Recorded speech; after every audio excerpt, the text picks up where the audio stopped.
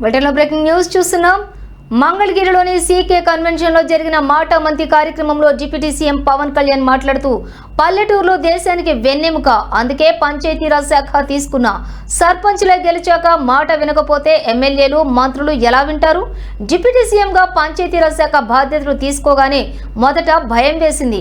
నా శాఖలో principal secretary, కమిషనర్లను ఏరి కోరి తీసుకున్నా. నా తండ్రి ప్రభుత్వ ఉద్యోగి, ఉద్యోగులంటే నాకు అందుకే అభిమానం ఎక్కువ. మీ బాగోగులు కోరుకునే వ్యక్తిని, ఉద్యోగులకు ఏమి చేయగలనో ఆలోచిస్తూ వారి యొక్క సమస్యలు పరిష్కరిస్తున్నా. ప్రమోషన్ కోసం మా కుటుంబం అంతా ఎదురు చూసేవాళ్ళం, రోజులు లెక్క పెట్టుకునేవాళ్ళం. అందుకే నా శాఖలో పెండింగ్ లో ఉన్న ప్రమోషన్లు అన్ని క్లియర్ చేశాను. గత ప్రభుత్వంలో ప్రమోషన్స్, బదిలీలకు రేట్ కార్డు పెట్టి చేశారని ఉప ముఖ్యమంత్రి పవన్ అన్నారు.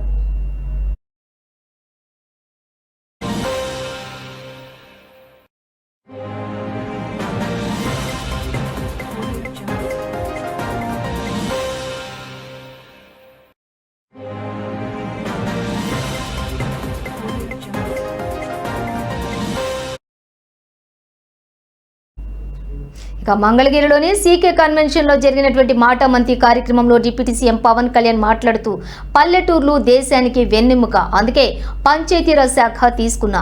సర్పంచ్లే గెలిచాక మాట వినకపోతే ఎమ్మెల్యేలు మంత్రులు ఎలా వింటారు? డిప్యూటీ సీఎంగా పంచాయతీరాజ్ శాఖ బాధ్యతలు తీసుకోగానే మొదట భయం వేసింది.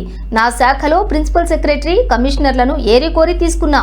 నా తండ్రి ప్రభుత్వ ఉద్యోగి, ఉద్యోగులంటే నాకు అందుకే అభిమానం ఎక్కువ. మీ బాగోగులు కోరుకునే వ్యక్తిని, ఉద్యోగులకు ఏం చేయగలనో ఆలోచిస్తూ వారి సమస్యలు పరిష్కరిస్తున్నా.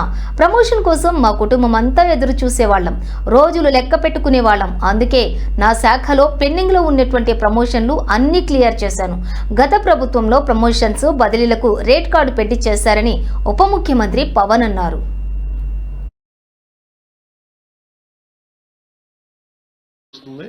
ఒక ఎమ్మెల్యే గారు సార్, అదే సార్, అంటే అదే సార్, ఈ 3 గ్రామాల్లో స్వామిత్వ కండక్ట్ చెయ్యొద్దు, గ్రామస్తులు చెయ్యొద్దు అంటున్నారు. చెయ్యొద్దు వాళ్ళ కారణం ఏం చెప్తారు అంటే సార్, అంటే వాళ్ళకి ఇంటర్నల్ గా పబ్లిక్ ఎలా చెప్తే అలా చేయాలనుకుంటారు సార్ ఎమ్మెల్యే. పబ్లిక్ మాట్లాడుతుంది, దానికి ఒక జనరల్ డైరెక్షన్ ఒకటి ఇస్తాం. అంటే అదే సార్ ఎమ్మెల్యే మీరు చెప్పింది. Thank you. అదొక విషయం, స్వామిత్వ గురించి గ్రౌండ్ లెవెల్ కి వెళ్ళాలి సార్. తమరు పదవిలోకి రాగానే పెట్టిన మొట్టమొదటి సంతకం మా ప్రమోషన్ ఫైల్ సార్. అందుకు మాత్రం ఇంకొకసారి తమరికి ధన్యవాదాలు తెలుసుకుంటాం. Thank you sir. ఒకటి, ఇది స్వామిత్వ ఎక్కడైనా సరే ఇది ఇష్యూస్ ఏమైనా ఉన్నాయంటే ఇది యూనియన్ గవర్నమెంట్ నుంచి ప్రత్యేకించి ఒక టార్గెట్ పెట్టారు ప్రధానమంత్రి గారు. దీని మీద ఇది ఇమీడియట్గా ఒక టైం లైన్లో జరగాలని. దీని ముఖ్య ఉద్దేశం ప్రాపర్టీకి ఒక విలువ ఉండాలి. దానికి రేపొద్దున తనిఖీ పెట్టుకోవాలన్నా, లేదంటే దాని మీద ఏదైనా అవసరాలకి ఏదైనా బ్యాంకులో మార్గేజ్ చేయాలి, ఇవన్నీ అవసరం. అందుకని దానికి ఆయన చాలా నిబద్ధతతోటి ఒక టైం లైన్ తోటి చెప్పారు. అందువల్ల దాన్ని ఎవరు వ్యతిరేకించే పరిస్థితులు ఎవరు, ఈవెన్ ఎనీ ఎమ్మెల్యే అసలు ఎవరు కూడా దానికి ఇది చేయకూడదు అనే అధికారం ఏ ఎమ్మెల్యేకి కూడా లేదు. అలాంటి ఏదైనా పరిస్థితులు ఉంటే వీళ్ళు హ్యాండిల్ ఇట్. అది సమస్య కాదు.